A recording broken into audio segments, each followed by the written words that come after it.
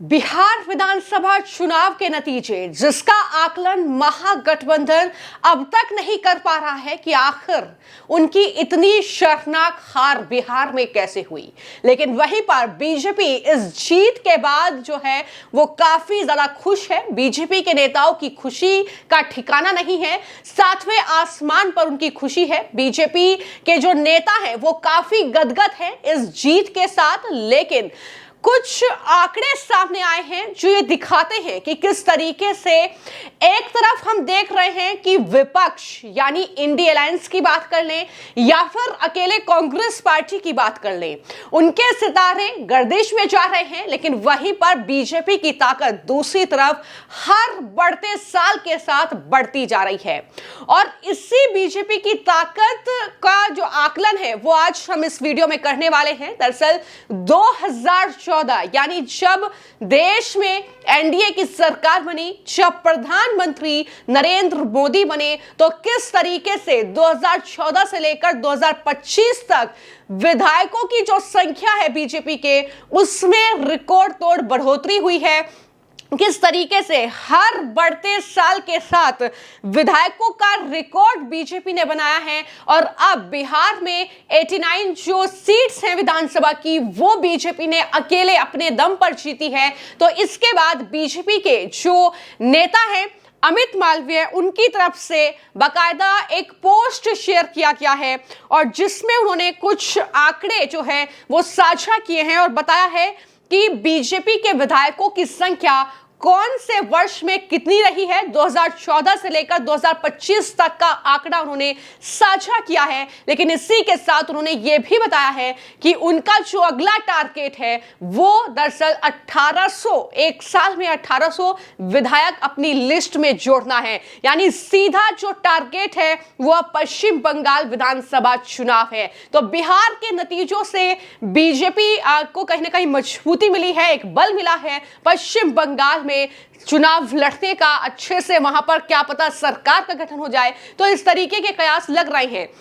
लेकिन फिलहाल आप देख रहे हैं कि ये वो साल है जब बीजेपी जो है सत्ता में आई, दोबारा 2014, जब नरेंद्र मोदी प्रधानमंत्री बने और बीजेपी को एक ऐसा चेहरा मिला जो कि जिस तरीके से चुनाव लगातार बीजेपी जीत रही है, लगातार हर राज्य में हम देख रहे हैं कि जो विपक्ष है, कांग्रेस पार्टी है, उसका सोपड़ा साफ हो रहा है। बात अगर 2014 से की जाए तो उन्होंने यह आंकड़ा दिया है कि 2014 में जब बीजेपी चुनाव जीतकर आई और उसके बाद जितने भी चुनाव विधानसभा के हुए, उसमें जो विधायकों की संख्या रही वो 1035 थी। तो यह आंकड़ा जो है अमित मालवीय की तरफ से शेयर किया गया है। उसके बाद 2015 की बात कर लेते हैं। कुछ विधायकों की संख्या घटती है और उसके बाद 2015 में जो बीजेपी के विधायकों की संख्या है वो पहुंचती है 997। तो ये संख्या 2015 की है। इसके अलावा बात कर लेते हैं 2016 की। तो 2016 में जो बीजेपी के विधायकों की संख्या थी, यानी जितने चुनाव हुए और बीजेपी ने जीते, उसमें जो बीजेपी के अकेले अपने दम पर जो विधायकों की संख्या हुई वो थी 1053।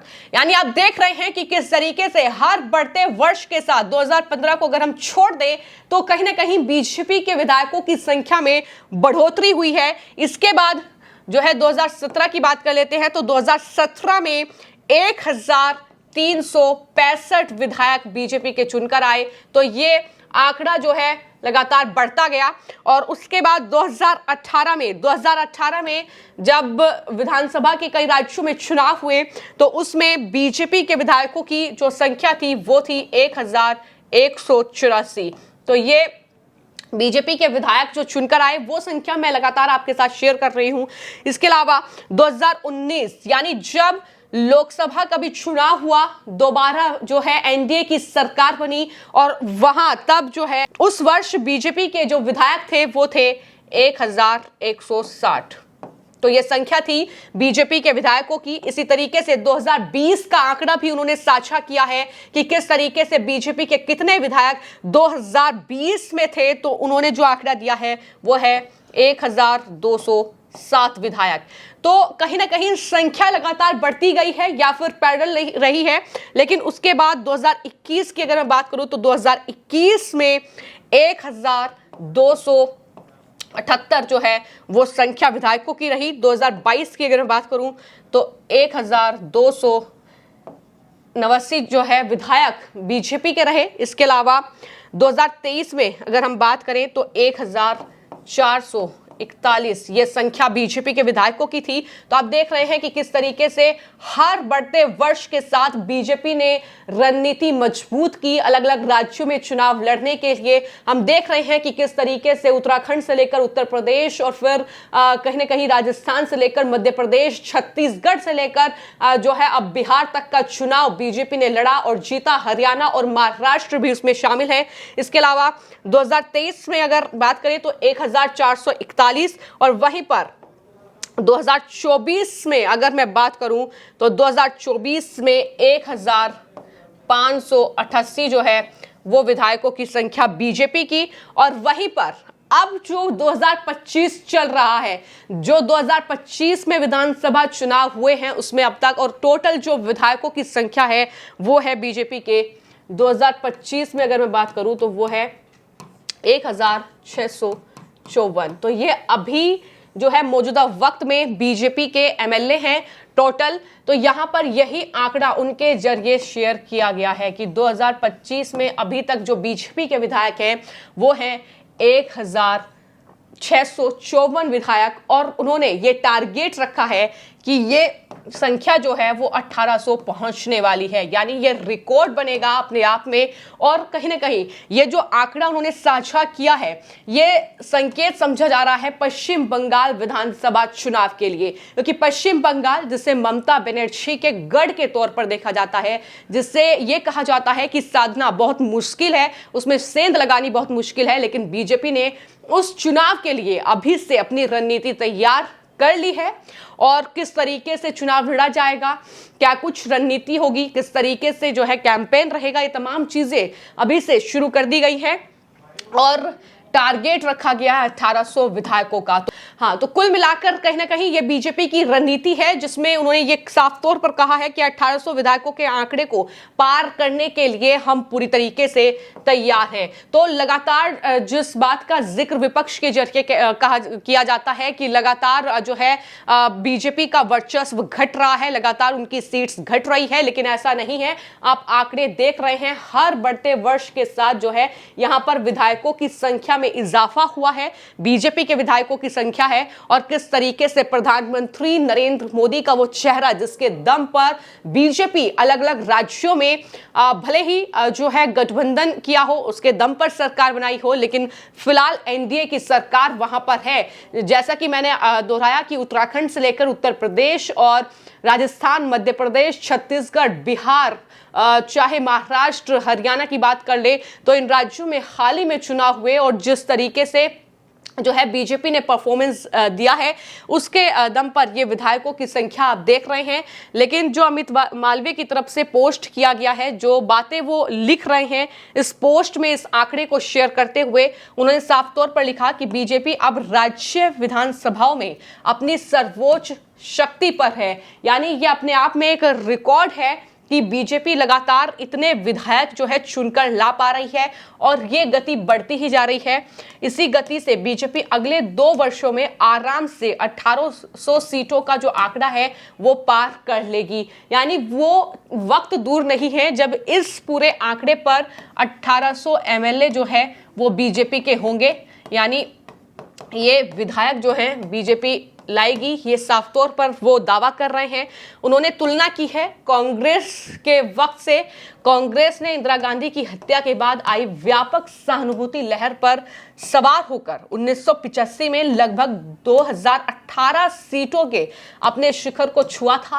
उन्होंने कहा कि कांग्रेस ने दरअसल सहानुभूति बटोरी थी जब इंदिरा गांधी की हत्या हुई। 2018 ये सीट्स उन्होंने हासिल की थी, जो कि एक रिकॉर्ड है।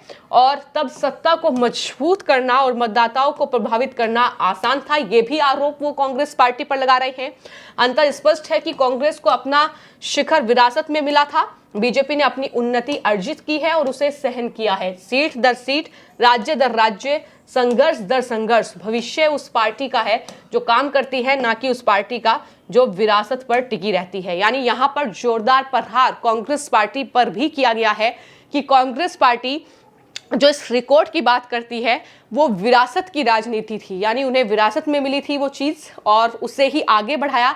लेकिन यहाँ पर तो हमने संघर्ष किया है, यहाँ पर जो है राज्य में हमने काम किया है और वो साफ तौर पर कह रहे हैं कि सीट सीट जाकर प्रचार हुआ है, हम काम करते हैं भविष्य के लिए अपनी पार्टी के भीतर। ये तमाम बातें उनकी तरफ से लिखी गई है। लेकिन इसी के साथ एक और जो पोस्ट है वो बहुत चौंकाने वाला है और ये पोस्ट है डॉक्टर अजय आलोक का, बीजेपी के प्रवक्ता हैं और उनकी तरफ से ये पोस्ट किया गया है जिसमें उन्होंने सिर्फ एक लाइन में ये लिखा है कि अब नया बम झारखंड में, हेमंत अब जीवंत होंगे। तो ये जो उनका पोस्ट है, ये इसका क्या मतलब समझा जाए, इसको लेकर अलग अलग कयास लगाए जा रहे हैं कि बिहार में ये प्रचंड जीत जो है एनडीए ने हासिल की है, जहां पर बीजेपी अकेले अपने दम पर 89 सीट्स लेकर आई है। तो अब झारखंड का जिक्र क्यों किया जा रहा है, हेमंत अब जीवंत होंगे। तो यहां पर एक आंकड़ा है, झारखंड में जो विधानसभा का चुनाव हुआ था, जो रिजल्ट सामने आया था, झारखंड मुक्ति मोर्चा की वहां पर सरकार है, हेमंत सोरेन मुख्यमंत्री हैं। लेकिन वहां की अगर मैं बात करूं तो फिलहाल जो सरकार वहां पर है झारखंड मुक्ति मोर्चा की, उसके पास कुल 56 सीट्स हैं और 56 में से जो झारखंड मुक्ति मोर्चा की सीट है यानी हेमंत सोरेन की पार्टी के पास जो विधायक हैं वो 34 हैं और वहीं पर बीजेपी के पास जो विधायक हैं तो वो 21 है। तो यहाँ पर क्या कुछ खेला बीजेपी कर सकती है, क्या कुछ हो सकता है, क्या हेमंत सोरेन जो है वो बीजेपी का रुख कर सकते हैं? तो कई तरह के कयास इस ट्वीट के बाद लगाए जा रहे हैं। क्या कुछ होगा झारखंड में वो देखना होगा, लेकिन फिलहाल ये कहीं ना कहीं अपने आप में बीजेपी एक रिकॉर्ड कायम कर रही है और सब देख रहे हैं कि किस तरीके से वर्चस्व कहीं ना कहीं लगातार बढ़ता ही जा रहा है। वहीं पर कांग्रेस पार्टी किस तरीके से राज्य दर राज्य सिमटती जा रही है, ये आंकड़े भी हमने आपके साथ साझा किए थे। फिलहाल इस पूरे मामले को लेकर आपकी क्या राय है, हमें कमेंट बॉक्स में जरूर लिखें। धन्यवाद।